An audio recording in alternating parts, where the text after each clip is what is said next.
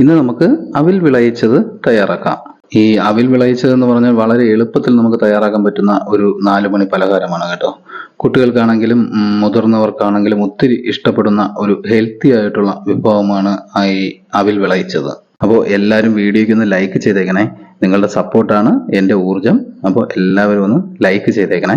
നമുക്ക് ആദ്യം അവിൽ വിളയിച്ചത് തയ്യാറാക്കുന്നതിന് വേണ്ട സാധനങ്ങൾ എന്തൊക്കെയാണെന്ന് നോക്കാം. ഒരു തേങ്ങ ചെറുതായി ചിരുകിയെടുക്കാം. അടുത്ത് കുറച്ച് അണ്ടിപ്പരിപ്പ് എടുക്കാം. കുറച്ച് കിസ്മിസ് എടുക്കാം. ഇനി വേണ്ടത് കപ്പലണ്ടിയാണ്. അടുത്തത് പൊട്ടുകടല. ഇനി നമുക്ക് കുറച്ച് കറുത്ത എള്ള് കൂടി എടുക്കാം. ഇതിപ്പോൾ ഞാൻ 1/2 കിലോ അവിലാണ് എടുത്തിട്ടുള്ളത് കേട്ടോ. 1/2 കിലോ അവിലിലാണ് ഈ അവിൽ വിളയിച്ചത് തയ്യാറാക്കുന്നത്. ഈ 1/2 കിലോ അവിലിന് നമുക്ക് 1/2 കിലോ ശർക്കര കൂടി പൊടിച്ചെടുക്കാം. ഈ ശർക്കര ഇങ്ങനെ പൊടിച്ചെടുക്കുന്നത് നമുക്ക് മെൽറ്റ് ചെയ്തെടുക്കാൻ എളുപ്പത്തിന് വേണ്ടിയാണ് കേട്ടോ. അതിനായിട്ട് ഒരു പാത്രം ഗ്യാസിൽ വെച്ചിട്ട് തീ കൊടുക്കാം. ഇനി നമുക്ക് പൊട്ടിച്ചു വെച്ചിരിക്കുന്ന ശർക്കര പാത്രത്തിൽ ഇട്ട് കൊടുക്കാം. 1 ഗ്ലാസ് വെള്ളം കൂടി ഒഴിച്ചു കൊടുക്കാം. 1 ഗ്ലാസ് വെള്ളം മതി കേട്ടോ. ഇത് മെൽറ്റായി വരുമ്പോൾ നല്ല ലൂസ് ആയിക്കോളും. അപ്പോൾ ശർക്കര തിളച്ച് മെൽറ്റ് ആയിട്ടുണ്ട്. ഇനി നമുക്കിതൊരു ഉരുളിയിലേക്ക് ഒഴിച്ചു കൊടുക്കാം. കണ്ടോ, ശർക്കര കട്ടയിൽ അലിഞ്ഞ് നല്ല ലൂസ് ആയിട്ടുണ്ട്. ഇനി നമുക്ക് ഒരു ഉരുളി അടുപ്പിൽ വെച്ചിട്ട് ഈ ശർക്കര പാനി അതിലേക്ക് അരിച്ച് ഒഴിച്ചു കൊടുക്കാം. ശർക്കര പാനി അരിച്ച് തന്നെ ഒഴിക്കണം കേട്ടോ. കാരണം ശർക്കരയിൽ ഒത്തിരി പൊടി ഉണ്ടാവും. അപ്പോൾ നമ്മൾ അരിച്ച് ഒഴിക്കുമ്പോഴത്തേക്കും ആ പൊടിയെല്ലാം മാറി നല്ല ശർക്കര പാനി നമുക്ക് കിട്ടും. അപ്പോൾ ഇനി നമുക്ക് ഈ ഉരുളിക്ക് തീ കൊടുത്തിട്ട് ശർക്കര പാനി ഒന്ന് തിളപ്പിച്ചെടുക്കാം. ശർക്കര പാനി നല്ല തിളച്ചിട്ടുണ്ട്. ഇനി നമുക്ക് ചിരുകി വെച്ചിരിക്കുന്ന തേങ്ങ ഇതിലേക്ക് ഇട്ട് കൊടുക്കാം. തേങ്ങ ഇട്ടിട്ട് നല്ലപോലെ ഇളക്കി കൊടുക്കണം കേട്ടോ. ശർക്കരയിലെ മധുരം നമ്മുടെ തേങ്ങയിൽ നല്ലപോലെ പിടിക്കണം.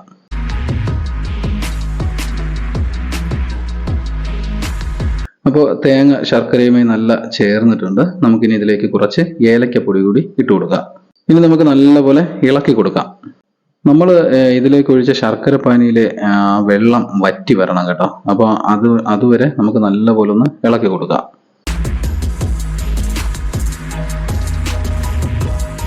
അപ്പോൾ ഏകദേശം വറ്റി തുടങ്ങിയിട്ടുണ്ട്.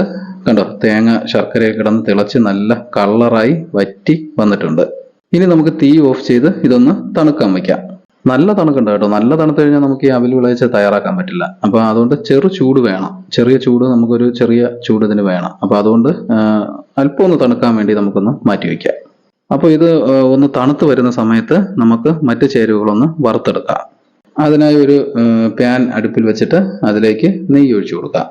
അപ്പോൾ നെയ്യ് നല്ലപോലെ തിളച്ച് വന്നിട്ടുണ്ട്. ഇതിലേക്ക് നമുക്ക് അണ്ടിപ്പരിപ്പും കപ്പലണ്ടിയും ഇട്ട് കൊടുത്ത് ഒന്ന് ഇളക്കിയിട്ട് പൊട്ടുകടല കൂടി ഇട്ട് കൊടുക്കുക. ഇത് നമുക്ക് ചെറുതായിട്ടൊന്ന് കിണ്ടിയെടുത്താൽ മതി കേട്ടോ. ഒത്തിരി നേരം കിടക്കേണ്ട കാര്യമില്ല. ഒത്തിരി നേരം കിടന്നു കഴിഞ്ഞാൽ നമ്മൾ പൊട്ടുകടല ഭയങ്കരമായിട്ട് കട്ടിയായി പോകും.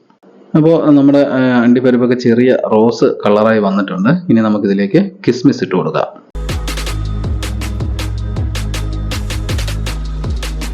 ഇനി നല്ലപോലെ ഒന്ന് ഇളക്കി കൊടുക്കാം. നമ്മുടെ കിസ്മിസ് ബലൂൺ പോലെ വീർത്ത് വരും കേട്ടോ. അപ്പോൾ അതാണ് ഇതിന്റെ പരുവ. അപ്പോൾ കിസ്മിസ് ബലൂൺ പോലെ വീർത്ത് തുടങ്ങി. ഇനി നമുക്ക് കറുത്ത എള്ള് കൂടി ചേർത്ത് കൊടുത്ത് ഇളക്കിയെടുക്കാം.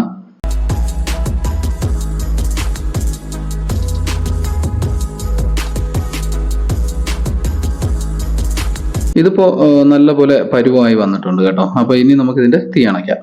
ഇനി നമുക്ക് നമ്മുടെ അവിൽ വിളയിച്ചത് തയ്യാറാക്കാം. അപ്പോൾ നമ്മൾ നേരത്തെ തേങ്ങയും ശർക്കരയും തണുക്കാൻ വെച്ചിരുന്നത് ഏകദേശം 1/4 തണുപ്പ് ആയിട്ടുണ്ട്. ഇനി ഒരു 1/4 ഭാഗം ചൂട് നമുക്കുണ്ട്. അപ്പോൾ നമുക്കത് ആവശ്യമുണ്ട്. ഈ 1/4 ഭാഗം ചൂട് നമുക്ക് വേണം. അപ്പോൾ ഇതിലേക്ക് നമ്മൾ ഇപ്പോൾ വറുത്തെടുത്ത ഈ അണ്ടിപ്പരിപ്പും കിസ്മിസും ഇതെല്ലാം കൂടെ ചേർത്തിട്ട് നമുക്ക് നല്ലപോലെ ഒന്ന് ഇളക്കിയെടുക്കാം.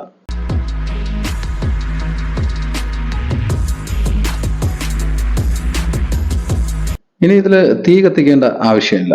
അപ്പോൾ നമുക്ക് ഇതിലേക്ക് കുറേശ്ശെ അവിലിട്ട് ഇളക്കിയെടുക്കാം.